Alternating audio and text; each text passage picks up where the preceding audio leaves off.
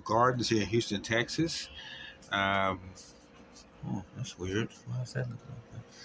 So these are bell peppers down here, which they're coming in pretty good.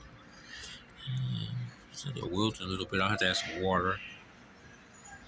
So I'm gonna have to update the watering a little bit. I watered earlier. I'm checking not to overwater, but so today's video is uh, about soil. So what I'm doing is I've uncrated one of the 5-gallon buckets that I was using for my composting, and these are 3 buckets, and they're about 2 years old of composting. So they're under composting now for 2 years. So what I'm doing is I'm separating the soil into its consistencies. So I have coarse soil, which is in here, and I have fine soil. And how I separate them is coarse soil is just me removing all of what I call the little nitrogen sticks and twigs from the soil. So it's all of the fertilizer, all the perlite, all the vermiculite, but absent of all the little sticks and rocks.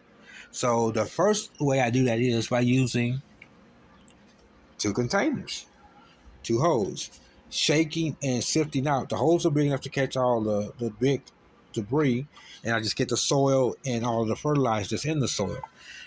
So this is the soil I'm starting with. As you can see, it is a very dark black soil. This is fully 3 to 4 year composted soil. I have mended it with eggshells, coffee grounds, with what else? With Epsom salt. And so my second method is for separating the fine soil is I use a sifter right here, and I just shake out to get the fine soil. And that's going to be my fine soil mix. And I use my fine soil mix for when I'm starting my seedlings. I want to start them not in that composite, that cocoa core, which is expensive and very unenvironmentally friendly. I like to reclaim the soil. I buy this soil at Joe V's Smart Shop here in Houston. Now it comes with a lot of sticks and branches and very little soil.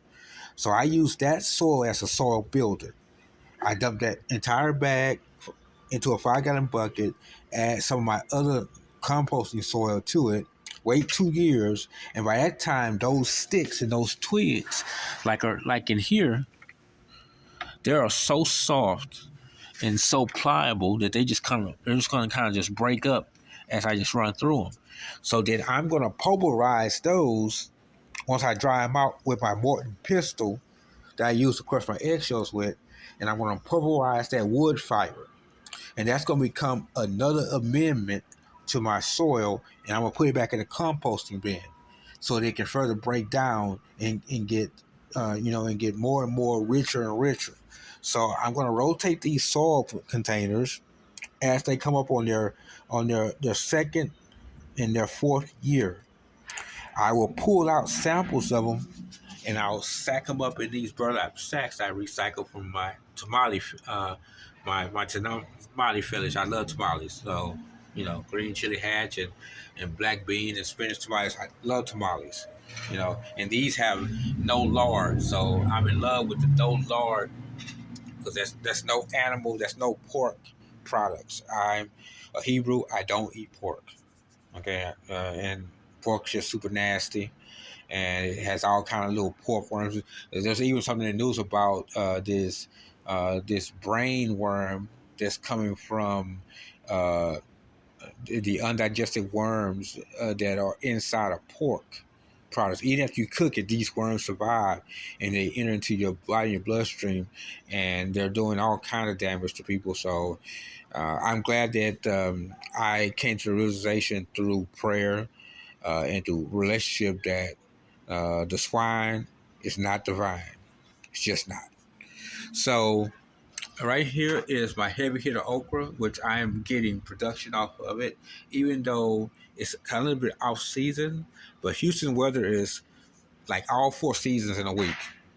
So, and then my cherry tomatoes, which I thought I was at the end of my cycle run, this just popped up and grew next to the kale. And this is my new addition. This is Jamaican callaloo. Okay.